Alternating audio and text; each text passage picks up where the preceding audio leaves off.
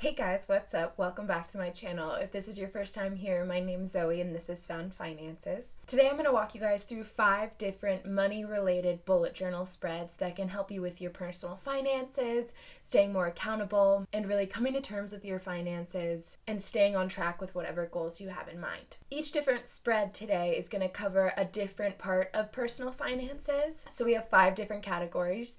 So one spread's going to be about debt, so it's really going to be about repayment plans and looking at all of your different loans you may have out if that's your case. The other one's a savings tracker, a way to keep track of your savings and also kind of having installments and increments of whatever amount you'd like, whether that's $50 every deposit, $100 every deposit. This spread will really help you stay on track with whatever goals you have for saving. The other one's a budget tracker, so you're going to have all these different categories, the ones that I like: housing, transportation, entertainment, personal life, things like that. You're going to have those all listed out into categories with a budget of this is my goal that I want to keep. I want to spend this much in this category, and then there'll also be the how much you actually spent, so you can see if you're really staying in line with your budget and your goals. The other one's a monthly bill tracker. I'm finding that this is going to be really helpful for me as I move into my new apartment, and just in general, if you have an internet bill you're paying for, a phone bill, car payment, rent, anything like that, this will be a really handy tool for you and just keeping track of due dates, when bills are due, how much they were when you paid them, things like that. And the last one's a finance calendar. So this one's relatively new to me, but it's basically a calendar. You'll make a month spread, so whatever month you want to do it for. I did mine for July. And then you have a key and you'll just be able to put, little symbols like this is my payday day, this is when a bill is due, this is when I went grocery shopping, I have dinner plans here, things that are gonna be costing you money or you're gonna be getting income in. This is kind of just a nice way to look at your month and track when you're spending money and when you're getting money, things like that. These spreads I'm going to show you are definitely templates for you to take and then tweak and make them your own. I'm not saying you need to use these exactly how I did them. Also, a super disclaimer, I really don't like rulers. I used them once in this video. Well, it wasn't a ruler, it was like the side of a magazine. But my bullet journal spreads that you're going to see in a bit have the essence of what these spreads are like. They really work for me, but I'm also not someone, I watch so many different bullet journaling videos on YouTube, and people are just so aesthetically pleasing and perfect, and I have that kind of perfectionist trait, but when it comes to my bullet journal, I'm really I want to get it done as quickly as possible and I want it to work for me, and that's about it. I'm not super invested in how good it looks. You'll see I also don't carry whiteout on me, so you'll see me mess up with a couple letters and words, and I just kind of write over them and change them, and they don't look as beautiful as many other people's bullet journals, but at the end of the day, it's something that I'm using for my finances and I'm not looking for it to be beautiful.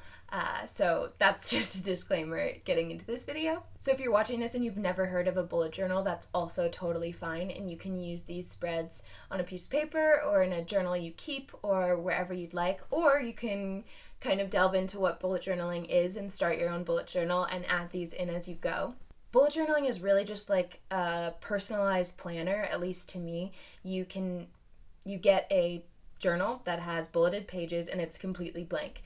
And there's a ton of different spreads that people recommend for tracking certain things. There's a lot of habit trackers, mood trackers, your expense tracking, all those things like that you can customize to fit your life. That's why I love it so much. I've been using bullet journaling since my sophomore year of college, so 2.5, 3 years. I'm on my 4th bullet journal right now, and I've loved it. It's really allowed me to just have everything I want in one place and not have to search for a planner that fits my needs. I can just make one myself, and I don't hate my handwriting too much or how uneven my lines are, so I can definitely survive with it. So it's been a really great tool for me, not only with my personal finances, but just in life, organizing and scheduling events and such. Now these spreads can also easily be transitioned into a Excel document or Google Sheet. I know a lot of people for their personal finances like things like that, and you won't have the issue of not having straight lines or misspelled words that show up permanently on your page.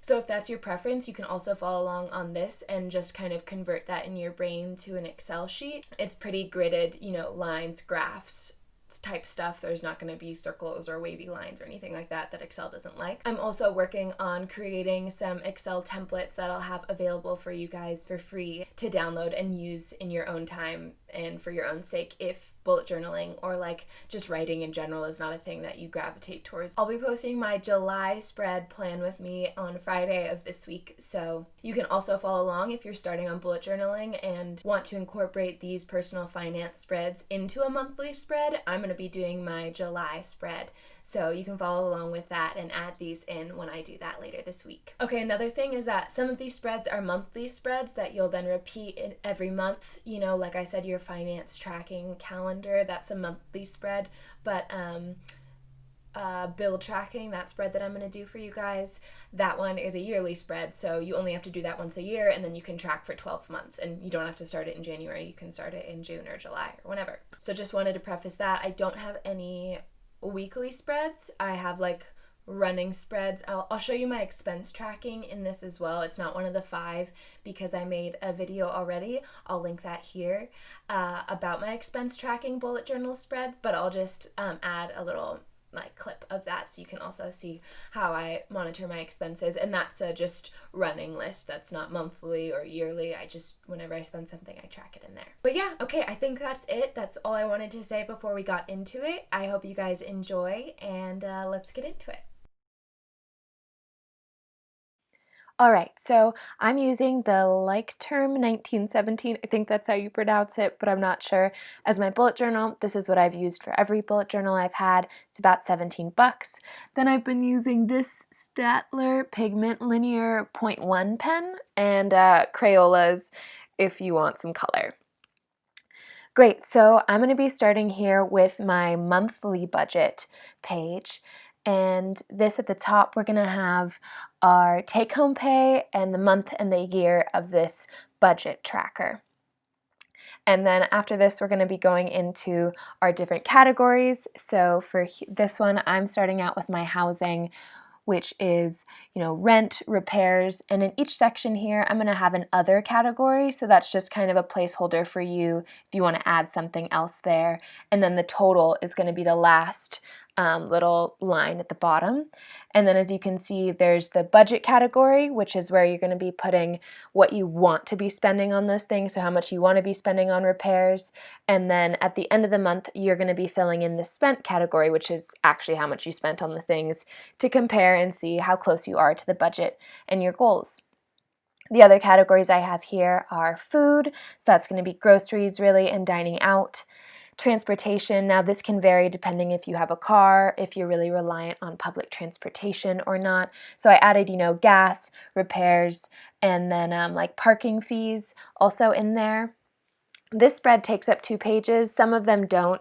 Most of them I usually try to keep to 1 page, but there were a lot of categories, so I thought I'd make it 2 pages. But you're going to see at the end I have space at the bottom, so you can either add more categories or try and condense, because there is a lot of leftover space here that you could optimize a little bit better than I have.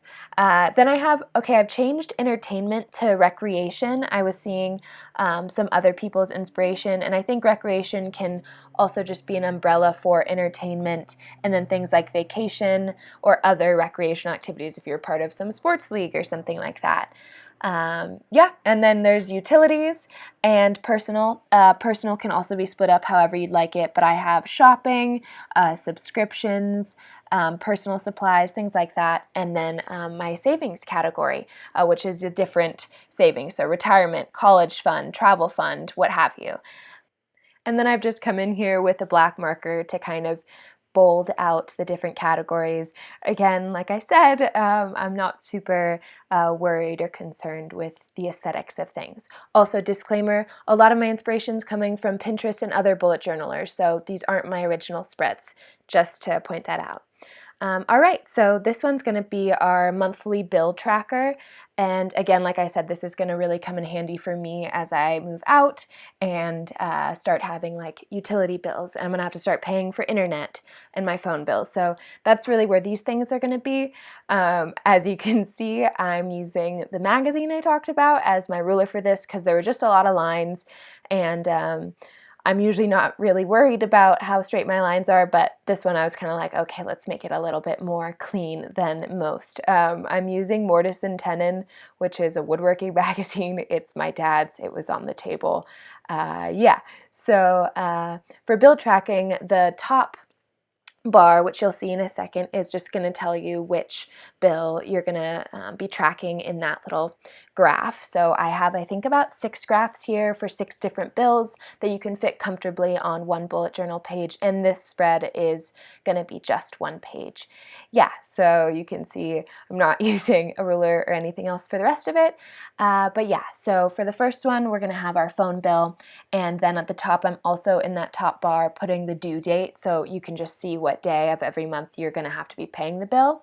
The next categories underneath it are going to be the month, so because this is going to be a yearly tracker, and then when you paid it, the specific date you paid it, and then the amount that it actually cost you. So we'll see as I go through it. For that month category at the top, I'll put, what are they called? Letters. A letter for each month, and then underneath you would just put the specific date and the amount you paid for it. So for this one, I have utilities, rent, my car payment, internet, and a broad insurance category. This was really a template for you guys. So that could be health insurance, or that could be a car insurance, any type of insurance, or another type of bill that you are trying to track and just keep yourself accountable with. And so, yeah, as you can see here, I'm putting in the months. And there really is going to be enough space for you to put like an abbreviated like January, February. I put just the letter, and I think I would change that next time. All right, so we're moving on to our savings tracker. This one can honestly be a half-page spread if you want, depending on how many things you're trying to save for. If you're not trying to save for anything, this isn't really that relevant, but I would always recommend keeping an emergency fund or starting a retirement fund as soon as you can. So this is a great place to start tracking that. And as you can see, I'm saying each square is worth something. So for the emergency fund, each square is worth $100, and if you fill up each square, it'll result in $1,000. So every time you deposit, you can fill in a square. All right, so now we're going into our debt pages, and these are going to be 2 pages that work in tandem. The first page is debt priorities, and this is going to have, a number priority, so priority 1, 2, 3, or 4, the name of the debt or loan that you have, the amount that the starting balance you have right now, how much interest you're going to have, and then the minimum payment you need to make each month in order to not be fined or billed. And then afterwards, you're going to break down those priorities. So the first one right now I have is student loan, and then within that, we're going to have our payment balance, right? Whatever we're starting with. Then we're going to have our interest rate, the loan repayment plan we have, the minimum amount due again, the due date, and then the amount of interest you've paid overall. Next page is our debt repayment tracker, where you're going to put the payment date that you paid, the amount you put down, your principal amount left over, the interest amount left over, and now your new balance. So that's just a great way to keep track of all the payments you're making each month or whenever you're paying. All right, so our last one is our finance tracker. Like I said, this is going to be a month spread, and I'm just making July right now. So you'll break it up into 7 days, the 4 or 5 weeks that are in the month. So that's what I'm doing right now. A little more on the debt tracker, so it depends. If you only have one loan, you really don't need to have that debt priority page because you only have one loan to prioritize. And so then you can just track and write out how much your interest is worth, how much you have still as your balance, and the due date and such. You can just eliminate that priority page at the very top. So yeah, now I'm making the key, which you can have whatever symbols you like, but these are the symbols I've made for a payday, when a bill is due, dinner plans, when I'm not spending, and groceries. So I know I get paid on Wednesdays, and I know I have a car payment due on the 14th, so that's what I put in here. And yeah, those are the 5 different spreads that can help track your money and help you improve your personal finances. I'm just going to give you a little walkthrough again of the 5 that we went through. So here's our monthly budget trackers. The next one is going to be our bill tracking, and then our savings tracker on the right. Then we have our debt priorities and our debt repayment tracker. And then last but not least, our finance tracker. Thanks so much, guys, for watching. Stay tuned for our next video. My name's Zoe. This is Found Finances. See you guys.